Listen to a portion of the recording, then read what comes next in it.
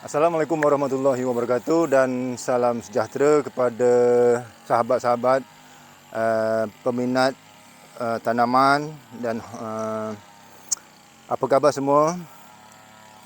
Saya harapkan sahabat-sahabat dalam keadaan sihat walafiat hendaknya.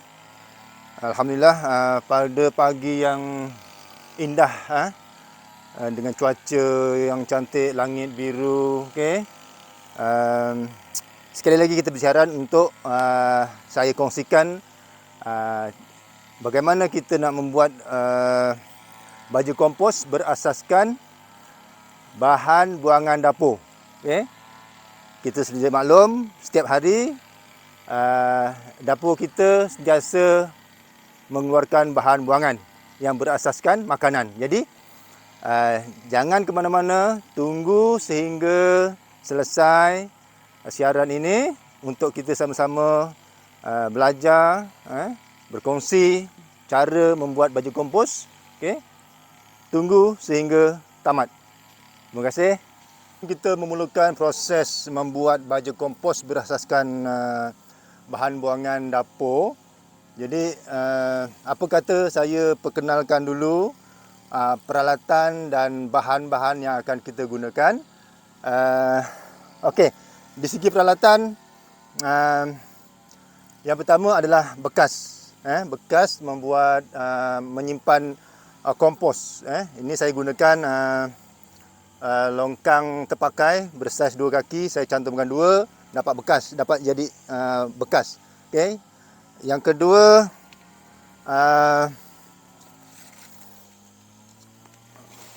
ni penggaul, penggaul. Yang ketiga, parang, pisau untuk kita buat potongan-potongan kecil. Okey, itu di segi peralatan. Bahan-bahan pula yang paling penting sekali adalah bahan buangan dapur. Okey. Okey, bahan buangan dapur. Okey, ni. Okey, lepas tu kita ada ni bukan sabun bekas je, bekas sabun, tapi dalamnya adalah EM. EM, apa itu EM nanti saya akan terangkan. Okey. Kemudian ini adalah cairan gula merah. Cairan gula merah untuk kita buat proses kompos nanti. Kemudian bahan yang lain adalah daun-daun hijau. Daun hijau, nanti saya akan terangkan apa fungsi dia. Kemudian buah-buahan yang gugur yang tidak saya balut, rosak, buah-buah rosak, belimbing. Kita ada jagung, jagung rosak, dan juga daun kering. Daun kering. Seterusnya rumput kering. Rumput kering. Right? Dan begitu juga dengan air. Air penting untuk kita membuat bancuhan. Okey, kita tengok secara terperinci bahan-bahan buangan dapur. Okey, yang paling atas kali ini adalah kulit telur. Kulit telur. Seperti yang kita tahu, kulit telur ni banyak mengandungi kalsium. Kalsium yang penting untuk tanaman, untuk tanaman. Okey. Jadi ia juga boleh digunakan sebagai baja yang digunakan terus, ditumbuk, panaskan, ataupun goreng tanpa minyak, di blend atau ditumbuk halus, kemudian ditabur pada pokok pun boleh. Jadi yang ni kita akan campurkan sekali. Okey. Kulit-kulit sayur seperti timun. Okey. Kita tahu timun, unsur hijau seperti timun. Okey. Sayur kangkung. Begitu juga dengan daun-daun hijau ni mengandungi unsur N, iaitu nitrogen. Nitrogen. Kita base berasaskan pada baja NPK. N tu adalah nitrogen. Okey. K tadi kalium. Okey, dan buah-buahan seperti belimbing ni juga pun banyak kalium, magnesium, dan sebagainya, unsur-unsur yang penting untuk tanaman. Begitu daun ni kering pun ni pula banyak mengandungi karbon, mengandungi karbon, unsur yang penting juga untuk tanaman. Jadi bila bahan-bahan ni kita adun dan kita campur dengan EM. Apa itu EM? EM adalah effective microorganisma. Kalau di Lazada, di Shopee ada jual. Yang ni saya buat sendiri. InsyaAllah kalau ada kesempatan nanti saya akan kongsikan bagaimana nak buat EM, buat effective microorganisma, microorganisma aktif. Jadi dan gula merah ni fungsi dia sebagai bahan makanan untuk mikroorganisma tadi supaya dia aktif, menguraikan sisa-sisa makanan, bahan-bahan buangan ni menjadi senang jadi baja lah, baja kompos. Dia akan menguraikan. Okey, kita akan bermula dengan proses meletakkan ataupun memotong daun-daun ni supaya lebih kecil, supaya cepat berlaku tindak balas proses kimia di antara mikroorganisma, efektif mikroorganisma ni dan bahan-bahan lain.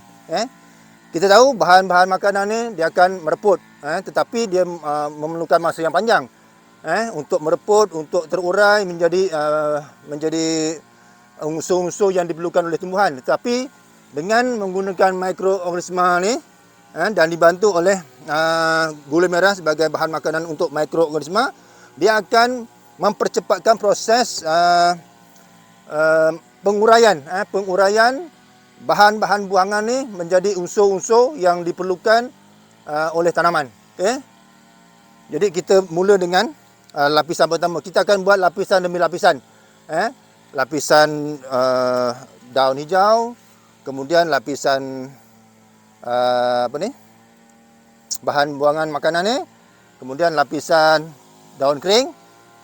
Di setiap lapisan, setiap bahan kita akan bancuh dengan ataupun kita akan adun dengan mikroorganisma ataupun EM. Okey, ini dia cucu air yang kita akan gunakan untuk menyiram adunan nanti.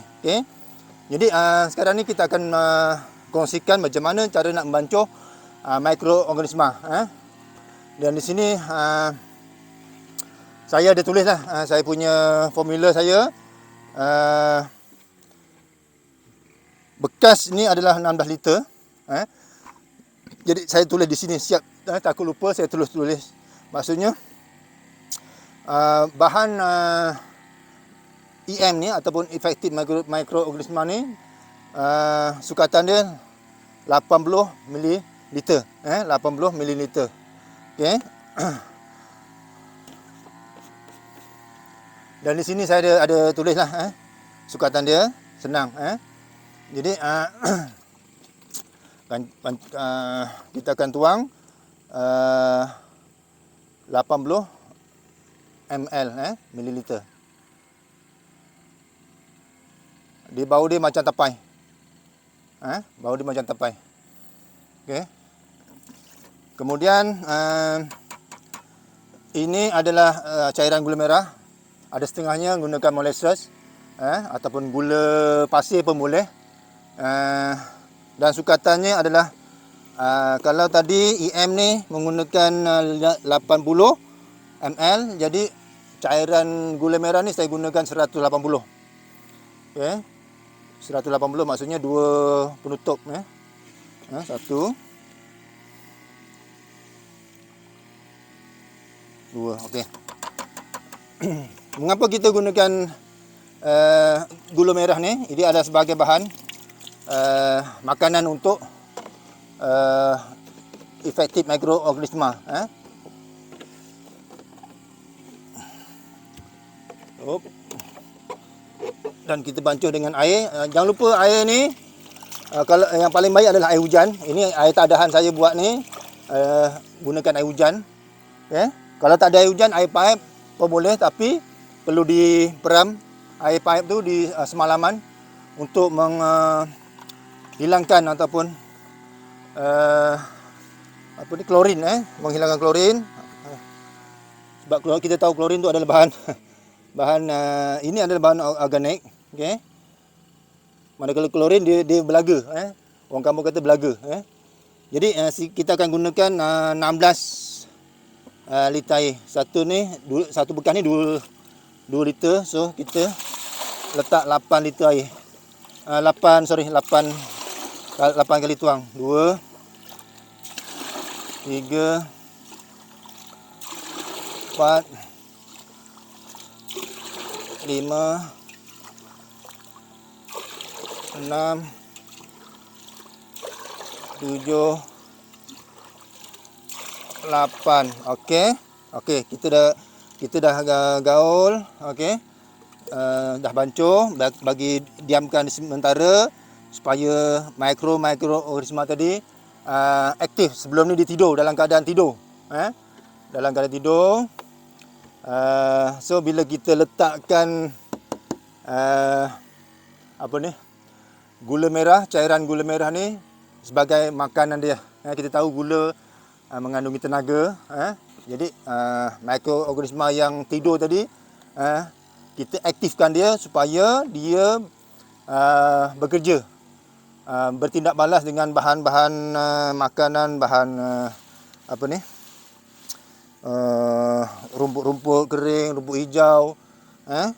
Dia akan bertindak balas, akan menguraikan semua bahan-bahan bahan buangan tadi akan terurai, menjadi bahan daripada bahan pejal, dia bertindak balas oleh mikroorganisma ni jadi bahan lain pula yang diperlukan oleh tanaman.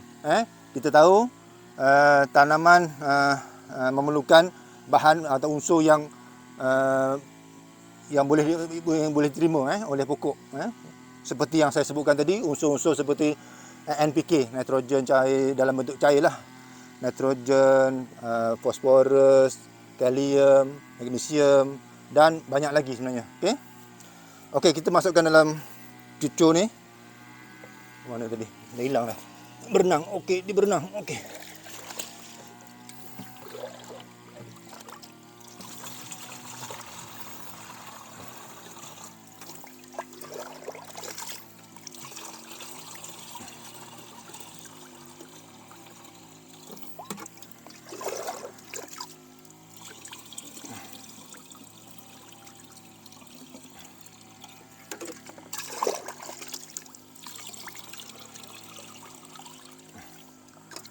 Okey. Mengapa kita gunakan cucur air ni? Supaya air yang kita gunakan untuk bahan adunan akan maknanya seragam lah, dia akan merata. Okey, untuk lapisan pertama kita akan potong daun-daun hijau ni. Ini alas dia. Okey. Mengapa kita perlu potong daun-daun hijau ni? Supaya dia lebih halus dan lebih cepat proses penguraian nanti. Mana parang saya? Okey. Kita potong, kita cincang, kita racik lebih halus-halus supaya dia cepat berlaku proses penguraian.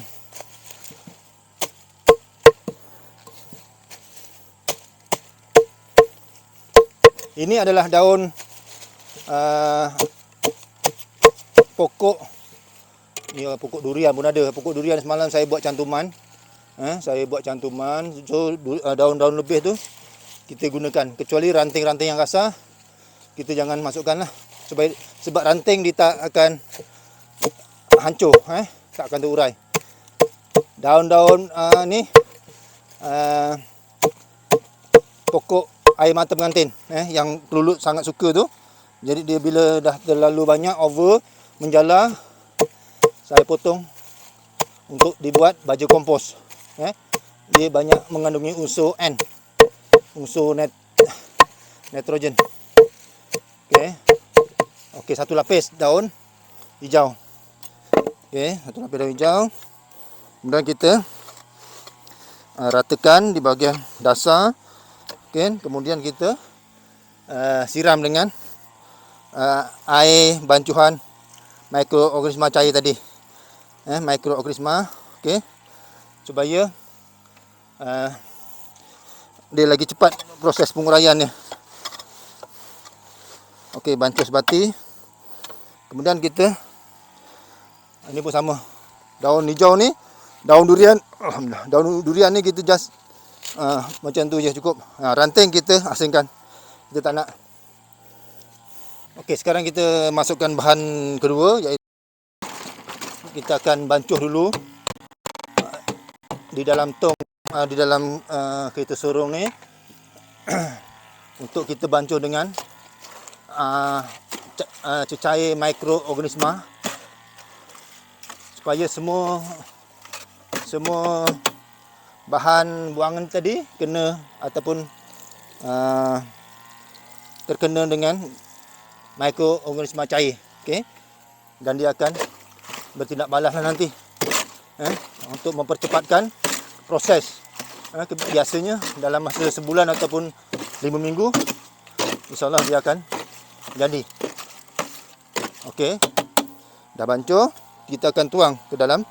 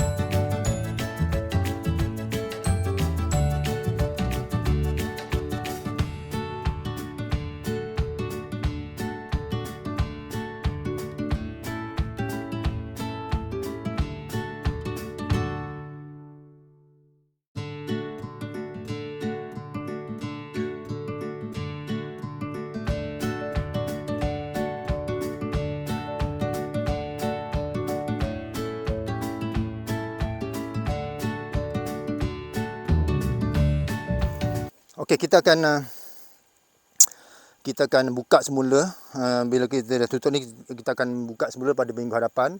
Satu minggu sekali kita bolak-balik supaya dia bergaul mesra antara bahan-bahan tadi. Tadi kita buatkan berlapis-lapis ikut layer daun hijau, bahan buangan, lepas tu daun kering, lepas tu lapis bahan buangan lagi, lepas tu buah-buahan, daun-daun kering. Jadi dalam seminggu ni dia dalam keadaan berlapis. Minggu depan kita akan gaul sebati. Semua bahan akan bercampur dan kita tunggu minggu depan macam mana rupa bentuk bahan kompos yang kita buat pada hari ini. Sehingga bertemu di lain waktu, saya mengucapkan terima kasih kepada yang sudi like, yang sudi komen dan subscribe. Saya dahulukan dengan ucapan ribuan terima kasih. Sekian saja. Assalamualaikum warahmatullahi wabarakatuh.